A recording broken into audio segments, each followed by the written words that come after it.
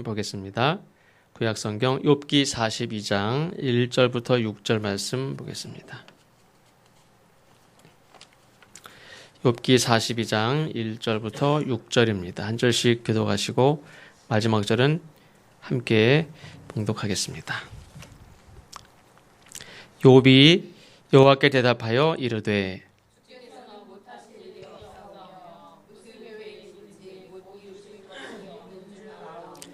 무지한 말로 이치를 가리는 자가 누구니까? 나는 깨닫지도 못한 일을 말하였고 스스로 알 수도 없고 헤아리기도 어려운 일을 말하였나이다.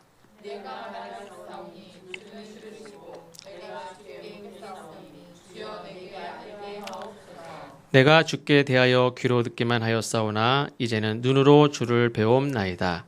그러므로 내가 스스로 거두어 드리고 티끌과 재 가운데서 회개하나이다. 아멘. 이 성경 66권은 거의 모두 역사적인 배경이 언급이 되어 있어서 저자가 누군지 또 기록이 되던 그때의 상황이 어떤지 어떤 왕이 다스렸는지 심지어는 몇 년, 몇 월, 며칠까지 다 나옵니다. 근데 욥기서는 역사적인 상황을 알 수 있는 이야기가 전혀 없습니다. 저자가 누구인지도 알 수가 없고 여호와라는 그런 단어가 한 번도 나오지 않습니다. 이 여호와라는 단어를 쓰느냐 안 쓰느냐에 따라서 어느 시대인지 대충 이렇게 추정할 수 있는데 그런 것도 없고 그래서 기록한 시대도 추론하기는 어렵지만 몇 가지 견해 중 가장 설득력이 있는 견해는 이렇게 족장 시대의 인물이었다라고 생각이 들고 그 인물이 계속 구전되어 오다가 이 바벨론 포로기 때에 기록이 되었다라고 하는 의견이 가장 지배적이고 에스겔서 14장에도 보면 노아나 다니엘, 욥에 대한 언급이 있습니다. 그러니까 욥은 다니엘이나 이런 그 노아나 이런 훌륭한 신앙의 인물들 중에 한 명으로 구전되어 오던 사람, 이스라엘이 욥하면 다 아는 사람인데 그렇다고 따로 무슨 그 일대기가 기록된 건 없었지만 바벨론 포로기 때에 기록된 문서들이 굉장히 많거든요. 가나안 땅에 도착해서 기록된 것이 모세 오경 같은 것들이 그때 기록됐다고 그랬죠. 문자가 막 발달되면서 그때 문자로 다 이렇게 우리가 구전되어서 들어서 모두가 이렇게 아는 내용이지만 문서로 기록된 거는 가나안 정착하면서 그 다음에 이 바벨론 포로기 때 많이 기록이 됐는데 욥기는 바벨론 포로기 때 기록이 되었을 것이다. 이렇게 여겨지고 그 이후로도 이 욥기 말씀은 유대인 랍비들에 의해서 지금까지도 교육서로 사용되는데 개인적으로든 민족적으로든 이 고난 당할 때 이 욥기 말씀을 통해서 다시 한번 하나님 앞에 하나님이 우리를 향한 뜻이 뭔가를 이렇게 묻게 하고 깨닫게 하는 그런 말씀으로 이렇게 교육을 위한 말씀으로 특별히 사용된 말씀이 욥기서입니다. 시편은 예배 때 많이 이렇게 불려진 내용들이 시편이 많죠. 욥기는 이렇게 어려운 일 당할 때 개인적으로든 국가적으로든 어려운 일 당할 때 하나님의 뜻이 뭔가를 욥이 막 이렇게 하나님 앞에 질문하고 하다가 하나님과 대화하면서 깨닫게 됐듯이 이 욥기 말씀이 그렇게 사용되어진 것으로 보입니다. 그래서 저는 이 하나님의 구원 역사에 있어서 하나님이 이스라엘 백성들에게 베푸신 이 구원의 손길은 전쟁이 닥쳤을 때 전쟁에서 이기게 하신, 싸움에 승리하게 하신 것도 하나님의 구원의 역사의 손길이죠. 애굽에 430년 동안 노예로 살던 자들을 해방시키신 것도 하나님의 구원의 손길이죠. 어려운 일 당할 때마다 사사라는 하나님이 세우신 지도자를 통해서 나라 백성들을 하나로 모으고 기도하게 하고 또 이렇게 주의 이름으로 나가서 싸워 승리하게 하고 하는 것도 하나님의 구원의 역사이고 또 잘못된 길로 갈 때 선지자들을 보내서 하나님의 말씀을 전해서 깨닫게 하고 듣게 하고 바른 길로 돌아오게 하는 것도 하나님의 구원의 역사인데 이 어려운 일 당한 이 민족에게 욥기의 말씀을 주신 것도 하나님의 구원의 손길이다. 저는 이렇게 생각을 합니다. 하나님께서 만물보다 더 악하고 악한 우리 마음에 오신 성육신 사건도 구원의 놀라운 사건이죠. 또 하나는 뭐냐면 갈 바를 알지 못하는 무지한 멸망할 수밖에 없는 우리에게 하나님께서 우리의 언어로 하나님께서 말씀하셨다는 것, 이 말씀을 주셨다는 것도 구원의 놀라운 역사입니다. 우리를 구원하시는 놀라운 역사가 전쟁에서 이기고 노예에서 해방시키고 이것만 구원의 역사가 아니라 우리에게 말씀을 들려주셨다는 거예요. 우리에게 말씀하신 것, 그게 어떻게 보면 가장 놀라운 구원의 역사의 하나님의 손길입니다. 하나님의 구원의 사역에 굉장히 중요한 것이 하나님 우리에게 말씀하신 거예요. 선지자들을 통해서 주신 말씀, 예언서만 우리를 구원하시는 그런 하나님의 손길이 아니라 고난당하면서도 깨닫지 못하고 자기들이 의로운 줄 알고 하나님 앞에 겸손하지 못한 이스라엘 백성들을 깨닫게 하고 바른 길로 인도하게 하기 위한 특별히 주신 말씀이 저는 욥기다, 이렇게 생각을 하고, 그래서 욥기 말씀은 우리가 고난당하는 이스라엘 백성들에게 주시는 위로의 말씀이다, 이렇게 생각하기 쉽지만 결론적으로 말씀을 드리면 고난당하면서도 하나님 앞에서조차 자기가 의로운 줄 아는 이 백성들을 깨우치는 말씀이 욥기 말씀입니다. 그러니까 이 고난에서 벗어나는 게 우리는 당장 시급한 문제라고 생각하지만 하나님은 그 고난 가운데서 자기의 의를 버리지 못하고 끝까지 하나님 앞에 자기의 의를 주장하는 그거를 깨트리는, 그게 깨트리는 건 본인에게 비참하고 힘들고 고통스럽지만 더 망하는 것 같지만 그게 사는 길이죠. 하나님이 그렇게 깨트려서 그를 살게 하시는, 그게 구원의 하나님의 손길이라는 거죠. 그래서 욥기의 시작은 사실은 이제 하나님께서 인정하시는 이 욥, 의로운 욥. 시작은 하나님이 사단이 막 이 욥을 시기하죠. 욥이 하나님을 그렇게 경외하는 거는 하나님이 여러모로 복을 주셨기 때문에 하나님을 경외하는 거지, 그걸 다 없애오십시오. 하나님을 욕하고 아마 하나님을 떠날걸요? 하나님을 등질걸요? 이렇게 막 시기하죠. 하나님은 아니다, 욥은 그런 사람 아니야.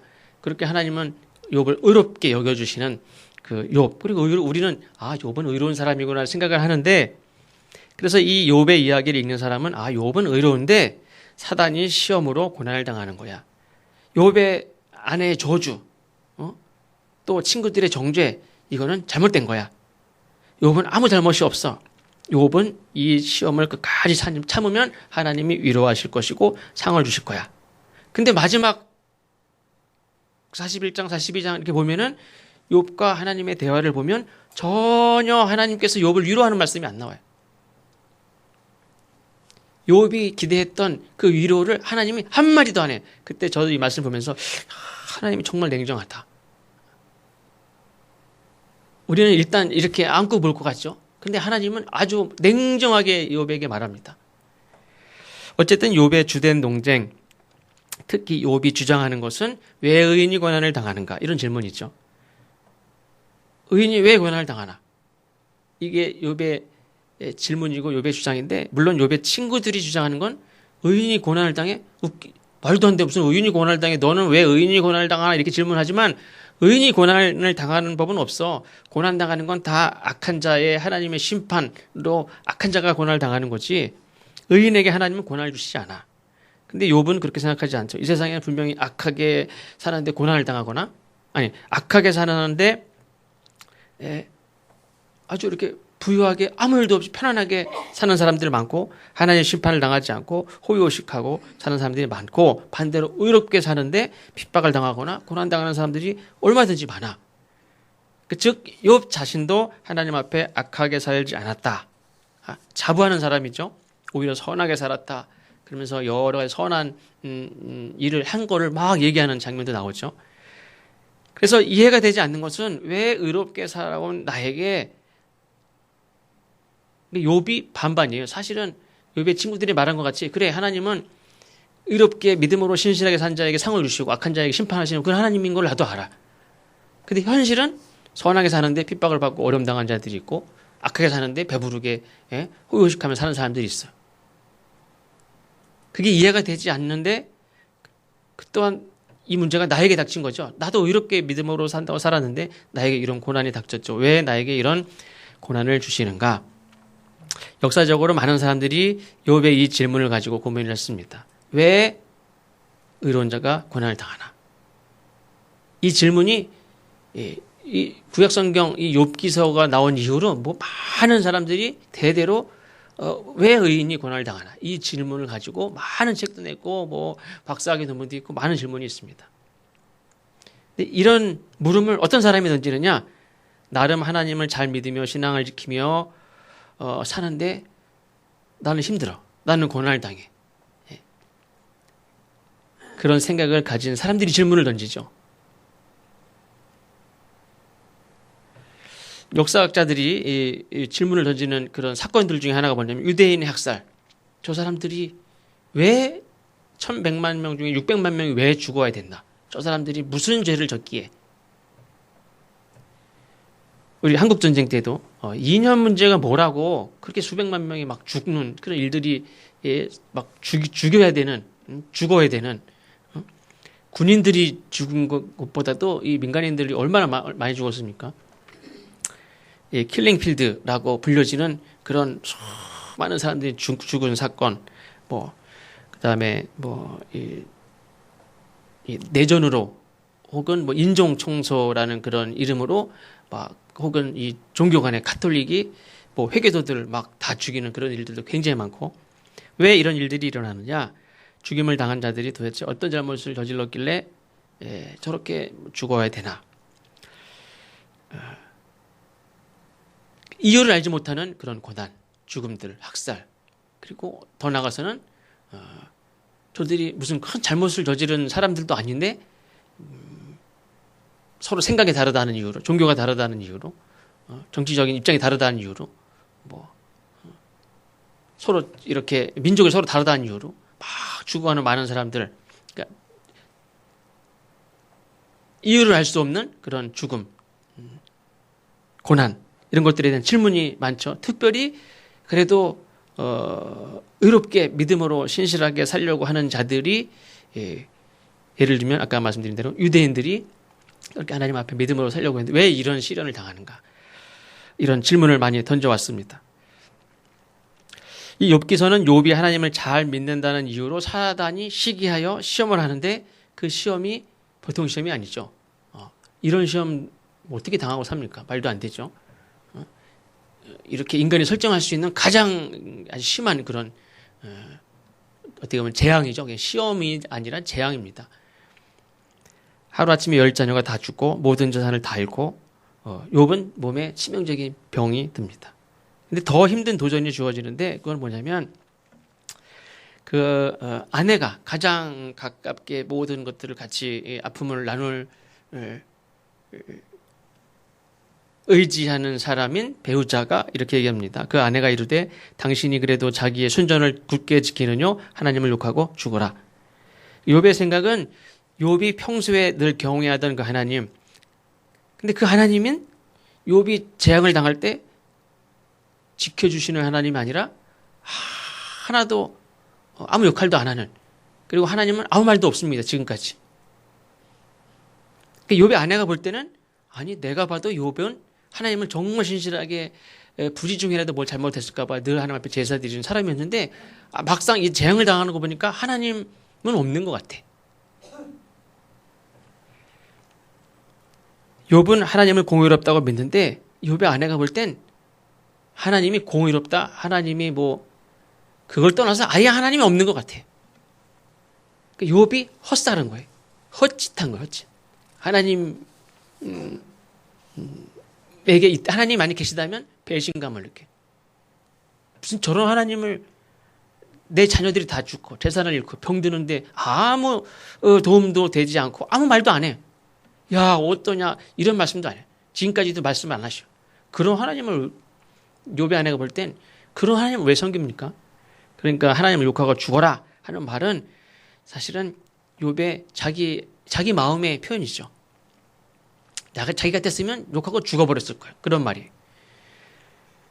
하나님 앞에 순전을 지키는 거 다 헛된 짓이다. 하나님 앞에 순전을 지킨다고 하나님이 그 사람을 지켜주냐? 아니, 하나님에게 속은 거예요. 그리고 하나님을 욕하고 죽어라! 그렇게 욥에게 말하지만 사실은 자기가 그렇게 저주하고 떠나죠.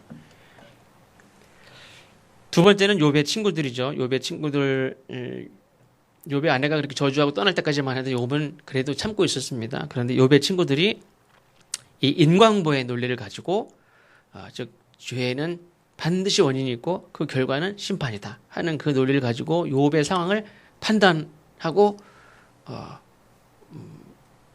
욥의 자백을 받아내는 고문하듯이 칼과 뭐 고문 도구만 없었지 그 말로 셋이서 계속 신문하죠. 죄 없이 망한 자가 누가 있어? 없어. 이 세상에 다 죄 때문에 망한 거야. 정직한 자가 끊어지고 망한 자가 있어? 없어. 내가 보건대 악을 밭갈고 독을 뿌리는 자는 그대로 거둔다. 네가 뭔가 악한 걸 뿌리고 독한 것을 뿌렸으니까 그걸 거두는 거지. 내 자녀들이 주께 득죄하였으므로 주께서 그들을 그 죄에 붙이셨나니 10명의 자녀가 한꺼번에 죽였는데 그걸 위로해도 시원치 않은 반에 그 자녀들이 뭔가 죄를 져서 죄값을 받은 거야. 이런 얘기를 좀 친구들이라는 작자들이 그렇게 얘기합니다. 아무 근거도 없죠, 사실은. 근데 지금 욥이 당하는 재앙을 보고 그걸 가지고 추론하는 거죠. 네 자식들이 죄를 졌으니까 죽었지 그냥 죽었겠냐? 하나님이 실수로 죽였어? 감히 그러면서 다 죄를 죽은 자에게 지금 재산을 잃은 자에게 자녀를 잃은 자에게 욥에게 다 돌리는 겁니다. 그러나 하나님의 역사가 모든 역사가 인과응보에 다 거기에 매여 있습니까? 그렇지 않아요. 하나님의 역사는 인과응보를 훨씬 뛰어넘어서 하나님께서 자유자재로 하나님의 뜻에 따라서 적용하고 하나님께서 적용할 때가 많아요. 모든 하나님의 역사가 다 인과응보에 다 거기에 100% 거기에 매여 있지 않습니다. 근데 사실 인과응보의 논리를 주장하는 사람들은 이 논리를 거의 모든 사람들이 항상 남에게 적용해요. 자기에게 적용하는 사람 한 명도 없어. 인과응보의 논리는 다 다른 사람에게 적용해요. 그 약점이 있어요. 그리고 너는 죄인이고 나는 의인이 항상 그 입장에서 자기 자신에게 인과응보의 논리를 적용하지 않고 항상 다른 사람에게 적용을 합니다. 내가 어려움 당할 때는 왜 의인에게 고통을 주십니까? 이렇게 바뀌죠. 자기가 지금 고통당하지 않기 때문에 그러는 거예요. 이 고난에 대한 욥의 반응은 처음에는 하나님의 뜻으로 수용합니다. 이해할 수 없지만 이 고난에 대해서 운명처럼 수용합니다. 하나님의 뜻으로. 욥기 1장 21절에 보면 내가 모태에서 적신이 나왔사온즉 또한 적신이 그리로 돌아갈지라. 죽으면 죽는 거죠. 뭐 하나님께 돌아가면 되죠. 우리가 하나님께 복을 받았은즉 재앙도 받지 않겠느냐. 아내의 도전에 대해서도 그렇게 말합니다. 그러나 이제 무조건 운명으로 받아들이는 게 옳으냐? 항상 옳으냐? 그렇지 않아요. 하나님의 뜻에 대해서 하나님의 뜻을 바로 깨달으면서 그걸 수용하는 거는 괜찮은데 그냥 어떤 상황에 대해서 그냥 하나님의 뜻이지 이렇게 받아들이는 건 정말 위험한 거예요. 하나님의 뜻을 찾는 게 중요하지 모든 상황을 하나님의 뜻이야. 저 아랍 사람들이 다 신의 뜻이라고. 다 신의 뜻이래요. 이해할 수 있으면 다 신의 뜻이래. 물론 하나님의 뜻이 계실 거다라고 생각하는 건 맞지만 이렇게 되는 게 하나님의 뜻이에요? 그건 몰라요. 그 가운데서 하나님의 뜻이 뭔가를 찾는 게 중요하지 이 사람이 이렇게 하는 것도 하나님의 뜻이고 저 사람이 이렇게 하는 것도 뜻이고 불의한 일이 이루어지는 것도 하나님의 뜻입니까? 그렇지 않아요. 그 가운데 하나님의 계획이 그 뜻이 있는 건 맞지만 모든 상황에 대해서 다 하나님의 뜻이라고 말하는 거는 굉장히 위험한 거예요. 중요한 거 그 가운데 하나님의 뜻이 뭔가를 찾는 게 중요하죠. 맨 처음에는 하나님의 뜻으로 받아들이지만 두 번째는 이제 친구들이 인과응보 논리를 가지고 막 공격할 때는 그거 받아들이지 않습니다. 맨 처음에는 상황을 받아들이다가 그 다음에는 이 상황을 받아들이지 않습니다. 인과응보의 논리로 나를 죄인으로 여기기 시작하면서부터는 이 상황을 받아들이지 않습니다. 세 친구는 인과응보의 논리로 욥의 고난을 풀어보려고 하는데 욥은 이 문제는 단순히 인과응보의 논리로 설명할 수 있는 부분이 아닌 것 같아. 뭔가 다른 게 있는데 욥의 친구들은 처음부터 끝까지 변함없이 계속 인과응보의 논리로 나를 계속 결론이 다 났어요. 그리고 자백하라고 그렇게 요구하죠. 인정하라고 요구합니다. 그래서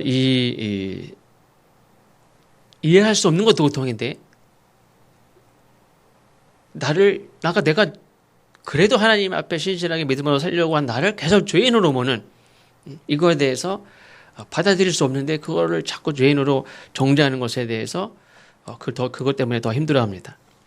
나중에는 이제 하나님께 항변을 합니다. 10장 2절에 보면 내가 하나님께 아뢰오리니 나를 정죄하지 마옵시고 무슨 연고로 나로 더불어 쟁변하시는지 나로 알게 하옵소서.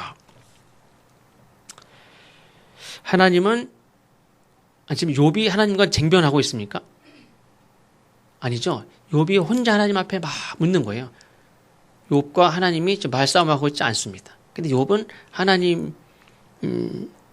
하나님이 나로 더불어 쟁변하고 있다 이렇게 생각을 하고 있습니다. 근데 하나님은 욥과 쟁변하고 있지 않아요. 욥은 하나님과 막 지금 친구들과 막 논쟁한 이유라 그런지 모르지만 하나님과 좀 논쟁하고 있다고 생각하고 하나님께 막 묻습니다. 근데 욥이 이 하나님과의 대화로 하나님을 끌어들이는데 이 욥의 그런 의도는 뭐냐면 철저하게 처음부터 끝까지 어떤 의도냐면 내가 죄가 없다는 걸 증명하고 싶은 거예요. 그리고 이거를 사람들 앞에 봐봐 내가 죄가 없다잖아 이거를 보여주고 싶은 거예요. 모든 사람들이 그리고 상황이 그리고 모든 사람들이 자기를 죄인 취급하는 것에 대해서 하나님께 묻고 항변하고 그리고 내가 죽은 이후에도 이것을 내가 죄인이 아니라는 것을 천명해 주실 분이 하나님이라고 그렇게 하나님 앞에 막 얘기를 하면서 막 얘기를 합니다. 하나님을 이 논쟁에 끌어들입니다. 근데 하나님은 한 말도 안 해. 속이 터지죠. 막 화나는데 저 사람이 한 말도 안 해. 진짜 한마디도 안 해. 하나님이 침묵합니다. 욥은 막 수없이 몇 차례 힘을 내서 하나님께 묻지만 하나님은 침묵합니다. 그러니까 욥은 깊은 절망에 빠집니다. 모든 이 사람들로부터 소외됐죠. 단절됐습니다. 혼자입니다. 고독합니다. 자기는 악을 행하지도 않았는데 죄인 취급을 당하는 이 부당한 상황에 대해서 하나님을 막 논쟁에 끌어들이는 그런 말을 막 쓰면서 하나님 앞에 막 묻는데 하나님은 아무 말도 안 해.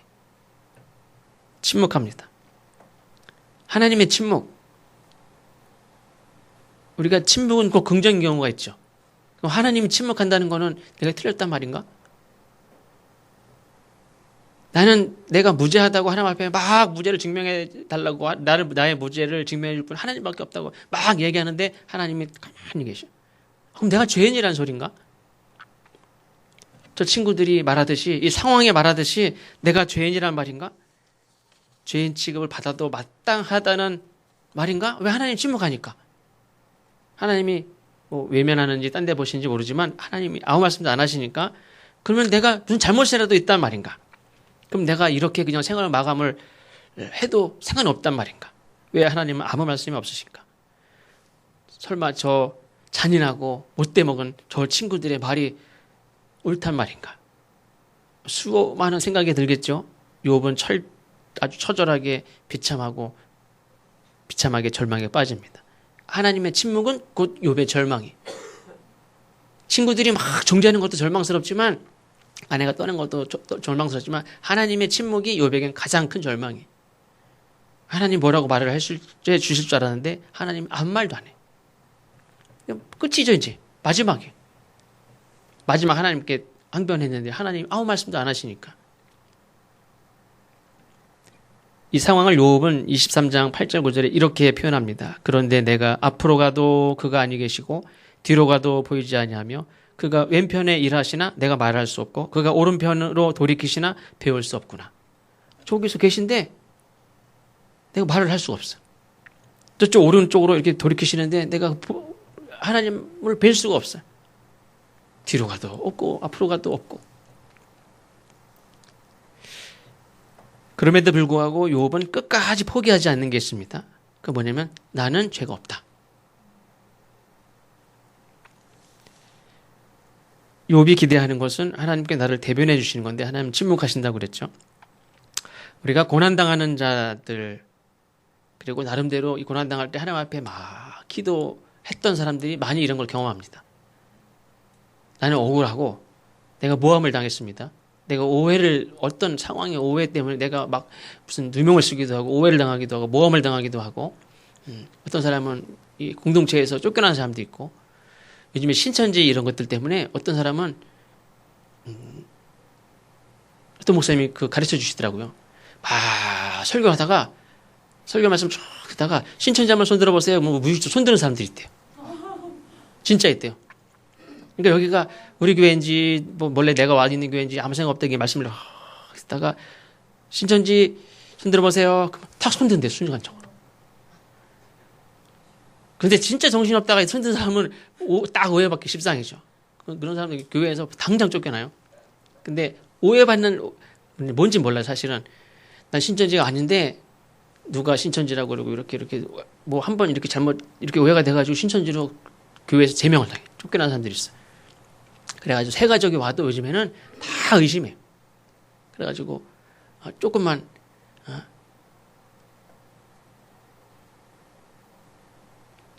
3, 40명 보고 4, 50명 모여도 누가 새 가족이 오잖아요. 열심히 하잖아요. 제가 왜 왔을까? 1년, 2년 지나도 아무 말도 안 하고 열심히 한대요. 속장도 맞고 다 하다가 3년, 4년 있다가 이렇게 다 1순위가 이렇게 목사님의 어떤 비리 같은 거를 막 이렇게 들춰내고 모함하고 교인들을 이렇게 핵심적인 이렇게 리더들하고 이렇게 갈라놓고 근데 어떤 분 얘기했듯이 근데 감리교회는 재산을 뺏어갈 수가 없어서 잘 안 온다 하는 얘기가 있는데 어쨌든 교회를 틀어놓기 위해서 오는 사람들은 있습니다. 어쨌든 이 고난 당하고 하나님 앞에 엎드려 기도하고 하나님 앞에 부르짖는데 그러면 하나님이 즉시 응답하시고 나를 구원하시고 그래 네가 잘못한 거 아니야. 나를 위로해 주시고 그리고 나를 막 이렇게 모함하고 나를 정죄하고 했던 사람을 부끄럽게 하시고 그런 일들이 일어나느냐? 그런 일들이 안 일어나요. 하나님 앞에 내가 어려움을 당했을 때 막 기도하면 즉시 나를 회복시켜 주시고 나를 이렇게 내가 그런 사람이 아니라는 걸 이렇게 보여주시고 그러느냐? 그런 응답이 거의 없어요. 하나님 아무 말씀도 안 하셔. 나를 좌절하고 어려움 당했을 때 하나님 앞에 기도하는데 하나님은 아무 말씀도 안 하셔. 이게 어려움 당했을 때 기도하고 이렇게 하나님이 침묵하시고 응답을 받지 못하고 영적인 좌절만 경험하는 이런 경험들이 많이 있습니다.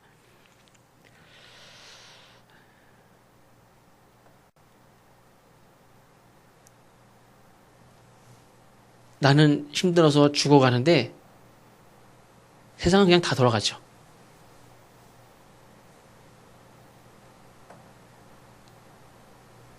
나는 죽어가는데 해는 뜨고 해는 지고 나는 계속 갑니다. 나는 죽어가는데 매미새는 매매매매매 나 죽어간다고 매미가 아유 끝이고서 무슨 일인가 쳐다보는 사람 한 명도 없어요. 이 세상은 내가 볼 때 나는 큰 재앙을 당하고 너무나 억울한 일을 당하고 진짜 막 원통해서 죽을 것 같고 정말 이 세상이 내가 나를 봤을 때 이 세상을 정말 이런 일들이 세상에 어떻게 있을 수 있나.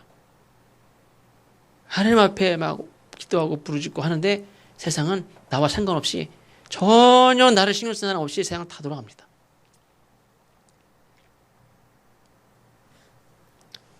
욥이 경험한 게 그거예요. 나에게는 정말 천지가 막 이렇게 놀랄 정도로 이런 크나큰 이런 놀라운 일들이 일어나는데 세상은 다 그냥 돌아가요. 마치 개미가 밟혀 죽었어요. 개미가 밟혀 죽었다고 참 오늘은 참 불쌍한 날이다 안 좋은 날이다 하는 사람이 있어요. 한 명도 없어요. 내가 오늘 죽어도 세상은 다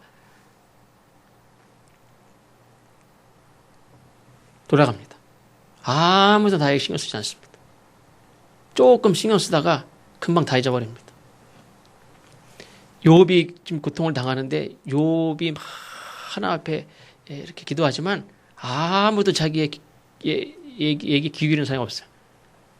근데 어떤 경험까지 하느냐? 하나님도 아무 말씀도 안 하셔. 욥의 입장에서 그런 경험입니다. 욥의 입장에서 하나님도 아무 말씀도 안 하셔. 나는 그냥 이러다 죽는구나. 이런 상황입니다.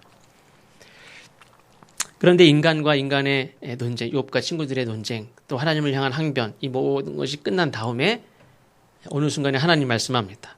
사실 이 전체 모든 드라마라고 보면 이 전체 드라마 연출자가 하나님이죠. 하나님이 말씀을 합니다. 욥과 아내의 대화가 끝나고 욥과 세 친구와 또 이 대화가 끝나고 또 하나님께 막 항변하는 그 시간이 끝나고 절망에 빠졌을 때 가장 마지막 이제 더 이상 뭐 누구에게 말할 수 있는 사람도 없고 다 끝났다. 절망. 그때에 하나님이 욥에게 말씀합니다. 사실은 욥은 하나님과 대화하고 싶었습니다. 그게 마지막 희망이죠. 하나님과의 대화의 시간을 갖는 것을 소망했습니다. 왜? 그때 자기의 무죄를 인정받을 수 있는 유일한 기회니까. 근데 하나님의 말씀은 욥의 항변에 대한 응답도 아니고 욥이 신앙을 끝까지 지켰기 때문에 위로하는 말씀도 주신 것도 아니고 사실은 이게 저놈의 사단이 너를 시기해 해서 이렇게 해서 시험하게 된 거야. 이런 설명도 한마디도 안 합니다. 그러니까 하나님이 하신 말씀은 욥의 질문에 대한 응답도 하나도 없습니다. 위로의 말씀도 하나도 없습니다. 고난이 어떻게 해서 이렇게 너에게 닥치게 됐는지 설명도 하나도 없어요. 이 욥기의 말씀은 욥이 그리고 우리가 듣고 싶어하는 이 물음에 대한 답이 아니라 하나님이 우리에게 하고 싶은 말을 그냥 하신 거예요. 욥이 그렇게 간절하게 듣고 싶었던 말, 왜 내가 이 고난을 당합니까? 그 이해가 안 됩니다. 왜? 그 인간의 질문에 대한 답이 아니. 그러니까 우리는 내 물음에 대한 답이 중요하죠. 하나님이 보실 때는 우리 질문에 대한 답이 중요한 게 아니고 내가 하는 말을 들어봐. 내 말을 듣고 이해하는 게 그게 훨씬 중요하다는 말이에요. 가끔 설교하는 사람은 그런 걸 많이 염두에 두고 설교를 하는데 이 청중들이 이 시대에 살아가고 있는 성도들이 질문, 고민에 대한 하나님의 응답을 설교로 이렇게 대언하는 그런 말씀이어야 된다 하는 것도 맞습니다. 그런데 어떤 때는요, 우리가 하나님 앞에 던지는 질문, 우리가 하나님 앞에 고민하는 것들, 요구하는 것들, 그거 상관없이 하나님 주실 때가 있어요. 그 말씀을 들어야 돼요. 우리는 우리가 던지는 질문, 그거 붙잡고 씨름하지만 그것과 전혀 상관없이 어떤 때는 뚱딴지 같은 그냥 전혀 상관도 없는 내 상황과 전혀 상관도 없는 말씀을 해요. 근데 그거를 듣는 게 훨씬 더 중요할 때가 있어요. 그러니까 성경 말씀은 내가 고민이 있어서 찾아보는 말씀 그거보다 그냥 읽는 것이 중요해. 그냥 읽으면서 나는 이거 전혀 생각하지도 않는 말씀인데 그 말씀을 들음으로 인해서 내 질문은 아무것도 아니에요, 사실은. 우리에게는 내 물음에 대한 답이 중요하지만 하나님 보실 때는 우리 질문에 대한 답이 중요한 게 아니라 하나님의 말씀을 듣고 이해하는 것이 중요합니다. 그래서 우리의 삶의 문제를 푸는 열쇠는 우리가 우리의 삶의 문제라고 여기는 거 있죠. 그 문제 해답을 풀려고 던지는 질문, 그것들이 우리는 중요하다고 생각하는데 그리고 그 질문을 포기하지 않습니다. 욥이 뭘 포기하지 않습니까? 왜 의인이 고난을 당하나? 이 질문을 포기하지 않았죠. 왜 의인이 고난을 당하나? 근데 하나님은 그 질문에 대해서 한마디도 답을 안 해요.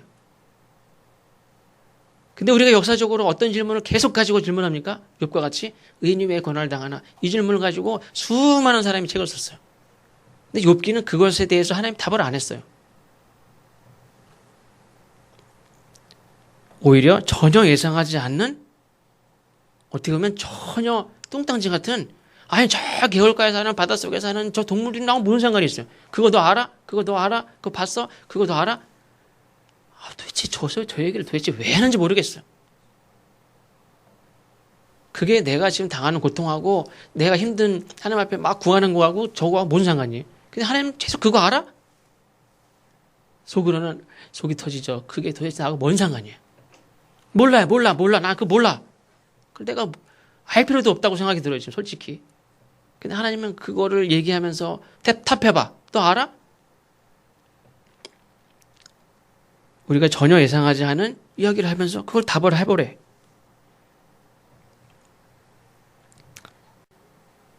지금 무엇이 가장 중요하냐? 하나님은 나에게 당신의 질문에 답을 하라고 하십니다. 내 질문엔 답을 안 하면서 당신의 질문에 답을 하래. 뭐가 중요하냐? 내 질문이 중요한 게 아니라 하나님의 질문이 중요한 거예요. 우리가 어떤 질문을 붙잡고 사느냐가 인생을 좌우합니다. 하나님은 이 질문을 통해서 욥의 이 자기중심적인 그런 신앙, 또 자기 방어, 이 영적인 고만, 이걸 책망하십니다. 이 말씀을 듣고 욥이 깨달은 욥이 이렇게 말합니다. 오늘 말씀에 보면 무지한 말로 이치를 어둡게 하는 자가 누구냐? 바로 다윗이 자기라는 거예요. 욥은 하나님께 인정받으려고 하지만 욥의 그 어떤 한 가지도 하나님 인정해 주지 않죠. 욥기에서 하나님은 욥이 그래 너 이것만큼은 그래 잘했다 인정해 주시는 거 하나도 없어요. 오히려 다 부정을 당해. 지금까지 이렇게 내가 버텨왔던 것까지도 한마디 위로도 안 해주죠. 그러니까 그게 다 부정당하는 거예요. 자기의 의 이게 다 무너집니다. 다 부정당합니다. 그 경험은 지금 재산 잃고 병들고 정죄당하고 이것보다도 더 비참한 경험이에요. 나를 부정하시는, 자기 의를 붙잡고 있는 나를 하나님 부정하시는. 근데 하나님 나에게 그렇게 하신다는 건 뭡니까? 그게 나에게 필요하다는 거예요. 하나님이 나를 그래 위로해 주실 때도 있지만 하나님이 나를 부정할 때가 있어요. 물론 욥이 힘들지만 힘듦에도 불구하고 하나님이 딱 이렇게 부정하셔요. 욥을. 그게 욥에게 필요해요. 사랑하지만 채찍이 필요하듯이 욥에게 하나님이 자기 의를 가지고 다가오는 욥을 부정하시는 위로와 인정보다 더 근본적으로 비교할 수 없이 내게 필요한 것이 뭐냐면 내 의를 이렇게 내려놓게 하는 거, 내 의를 깨트리는 거. 욥이 견뎌낸 시간들에 대하여 하나님은 한마디 위로의 말씀도 하시지 않습니다. 그러나 욥이 끝까지 놓지 않았던 거 하나님의 신실하심이냐? 그렇지 않습니다. 자기 의. 욥이 끝까지 붙들었던 건 자기 의의 의. 근데 우리가 자기 의로 하나님 앞에 갈 수 있느냐? 없죠. 우리 자랑할 수 있습니까? 없습니다. 자기 의로 상을 받을 수 있는 사람이 있습니까? 한 명도 없어요. 자기 의를 인정받을 수 있는 사람이 있느냐? 없어요. 그래서 고난에서 벗어나는 것보다 중요한 건 자기를 의롭게 여기는 걸 깨트리는 게 훨씬 중요하다는 거예요. 심지어 죽어도 내 생명이 어떤 일이 생겨서 병들어 죽는 한이 있다도 죽는 것보다 더 중요한 건 자기 의를 깨트리는 게 더 중요하다는 거예요. 육신을 죽는 거 그게 문제가 아니라는 거예요.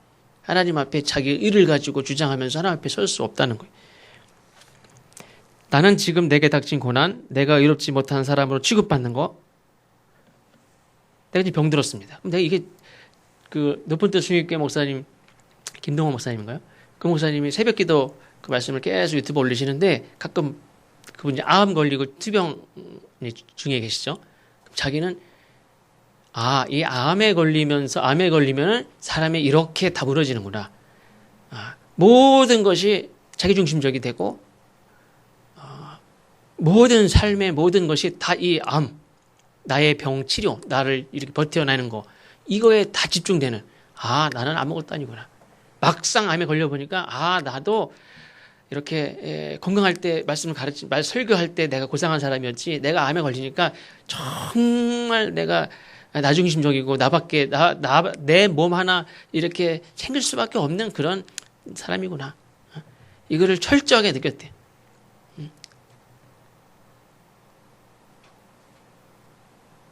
내 건강하고 신앙생활을 잘할 수밖에 없는 상황이 그런 자리에 있죠. 그러니 고상하게 보이고 의롭게 보이고 그리고 사람들한테 의롭게 살라고 하고 막 그랬죠. 그랬는데 막상 암에 걸려보니까 병에 하나만 걸려봐도 남을 위해 사는 거 막 꿈도 못 꿔요. 누굴 돕는 거 꿈도 못 꿔요. 누구 이렇게 잘 사나 걱정하고 안부를 묻고 이렇게 돌보는 거 꿈도 못 꿔. 난 나밖에 이렇게 돌볼 수밖에 없는 그런 내 병 하나 가지고 살아갈 수밖에 없는 존재. 그러니까 내게 닥친 고난, 거기다가 욥은 의롭지 못한 사람으로 취급받는 거. 나를 정죄하는 저 사람들이 지금 있는 거. 그게 문제죠. 나의 의로움을 인정받지 못하는 거. 그게 나에게 막 문제입니다. 병도 문제고 의롭지 못하게 죄인으로 취급받는 것도 문제고 나를 꽤 정죄하고 있는 저 친구들이 지금 존재하고 있는 것도 문제고. 근데 하나님 보실 때는 나에게 정말 문제는 당장 손봐야 될 그런 가장 먼저 손봐야 될 문제는 내게 문제는 고난이다라고 생각하는 거. 그게 문제. 내게 정말 심각한 문제는 나를 정죄하는 저놈들이 문제다. 이게 나에게 문제. 나의 의로움을 인정받지 못한다. 이게 문제라고 생각하는 그게 내게 문제.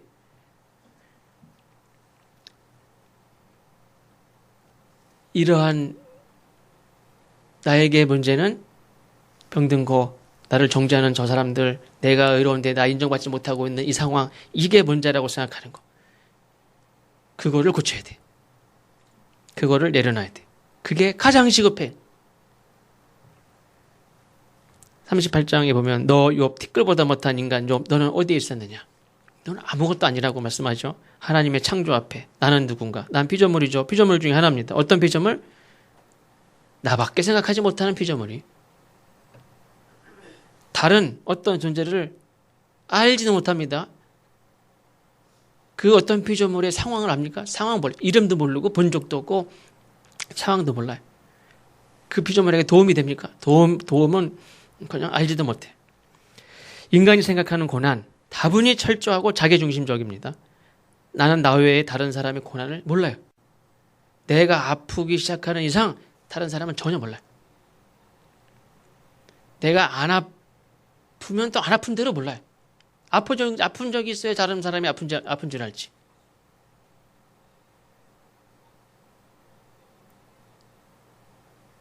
교통사고가 나보면 참 고생을 하고 나면 저 사람 교통사고가 나서 힘들겠다. 알지만 어떤 사람은 전에 말씀드렸죠.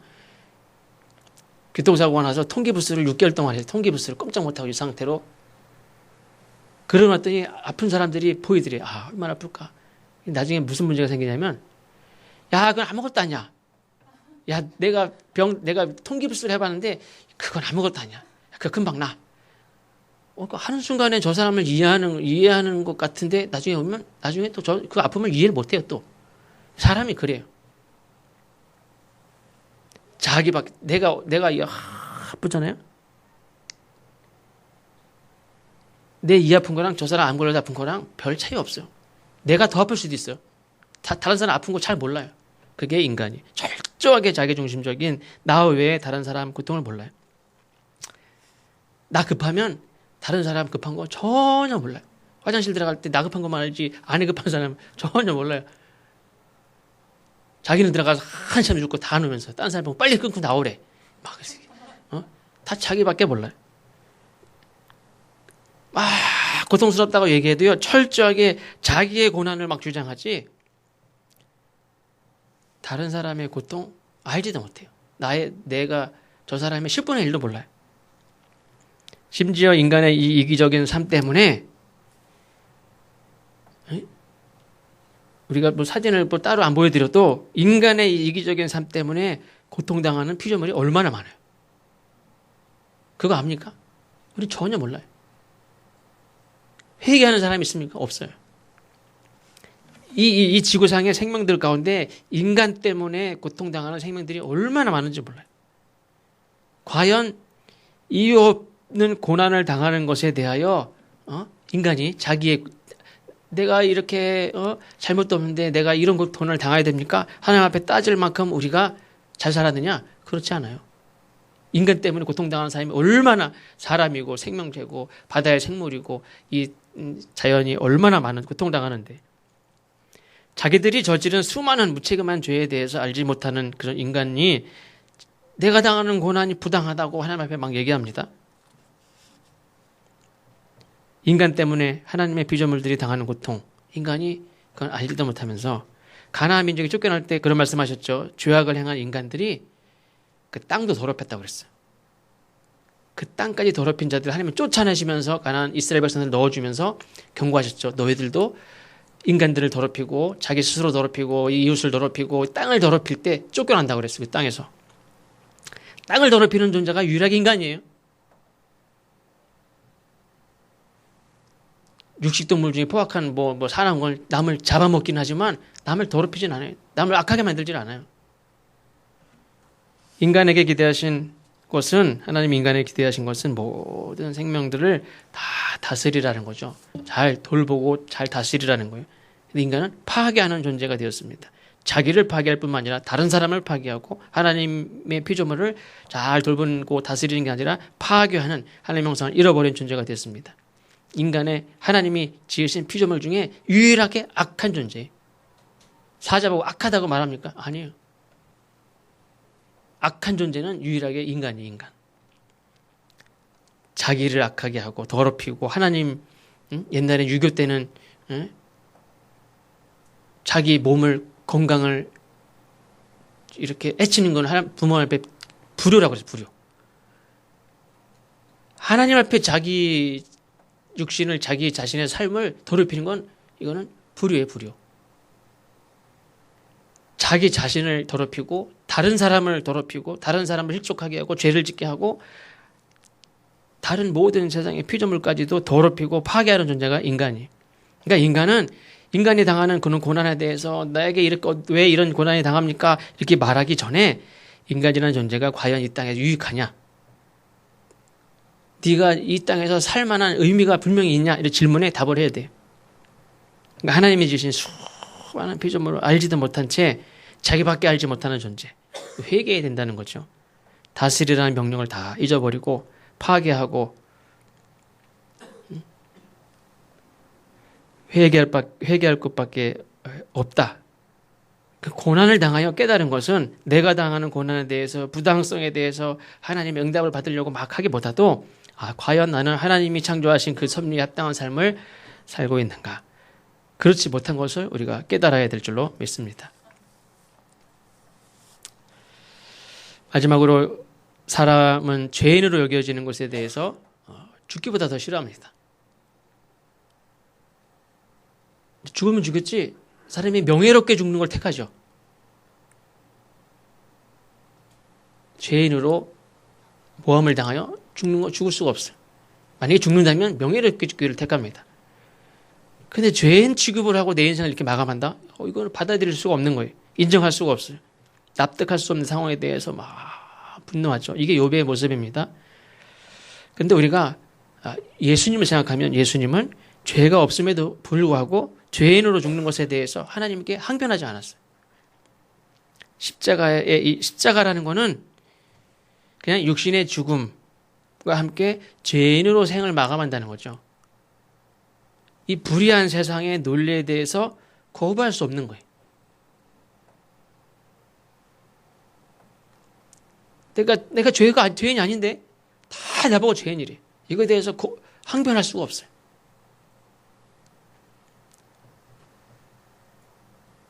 내 의로움을 증명할 수 없는 세상에서 항변하지 않고 십자가에 죽으셨어요.